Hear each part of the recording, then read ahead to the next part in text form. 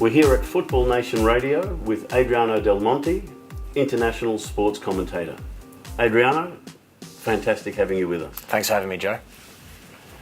Now, Adriano, I understand you've got experience working globally with a range of international television networks, including beIN Sport. For a Melbourne boy, can you tell us how this all came about? Absolutely, Joe. It's been a very long journey, still in the early stages of my journey. beIN Sports is certainly one I have worked with for a number of years. I've spent some time actually at their base, their headquarters in Qatar. A phenomenal experience, a great cultural experience, a great learning experience. I think for me the how, in answer to your question, has been, lots of perseverance, lots of patience and lots of persistence. It's been a very long journey. As I said, I've spent time in the UK, spent time across the US and Europe as well. It's been a challenging time. If you follow me online on social media, you may see a few pictures, and I've met a few stars along the way that may look like it's been a pretty smooth sailing journey, but it's actually been anything but that. So I've been very fortunate to work for some big networks, but it has been quite sporadic and quite a challenge, as I said, but certainly a rewarding path that I am on, and one that I continue to carry myself on and look forward to what's to come going forward. Brilliant. Full credit to you, Adriano. What are your career highlights to date?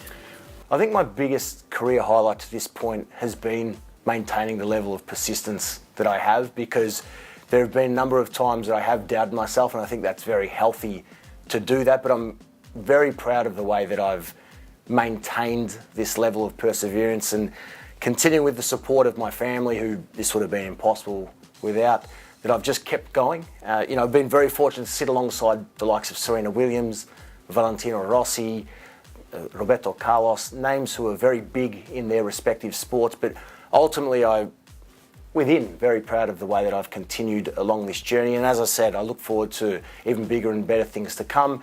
That, combined with the fact that I have lived across multiple countries and continents, has been a great thrill for someone who's still in their 20s, and I feel I've got a lot more to achieve. Where are you heading next? Next, I'm headed to Europe. I'll be off to Europe next month, actually being sent over there to cover a few noteworthy events in the soccer space for a few networks around the world. So lots of work to come there next month. A visit to the UEFA Champions League final, another big event to attend. So exciting times. But the ultimate goal for me is a permanent return to the United States, where I'd love to base myself out of New York City.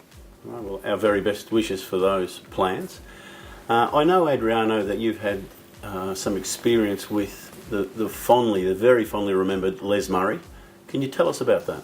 Yeah, Les was someone who I was very fortunate to have some things to do with in his final years at SBS. He was a mentor of mine even before we had met. He was very supportive online via email and would always chip in with a few words of advice for me along the journey. I was fortunate to catch up with him a few times. He was obviously based out of Sydney, and it was just great to have that support from someone so established in the field. And I'll remember his support and the words that he gave me forever and ever. And he's someone that I always looked up to. Obviously always had the support of my family and those close to me, but someone outside of that circle like Les, it was great to share a few experiences with him. His messages were very similar to those that I'd already ingrained in myself through the support of my family and those close to me, and it was basically just to follow the passion and have that unrelenting belief and desire that anything is achievable. And I learnt a lot from the few hours I was able to spend with him in person, and obviously all the support he provided over the journey. And as I said, someone I really looked up to and will fondly remember forever. Fantastic. Now, Adriano, I know you're very keen on, the younger generation and inspiring them and encouraging them.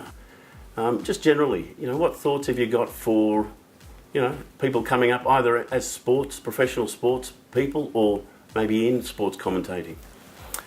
I really believe that with anything, even if it is a bit left of field like the world that I've delved into over the years, or whether it is in a professional sporting capacity or whatever it is, I really feel that it just comes down to one's belief, being persistent with what you do, persevering with what you do, and being patient.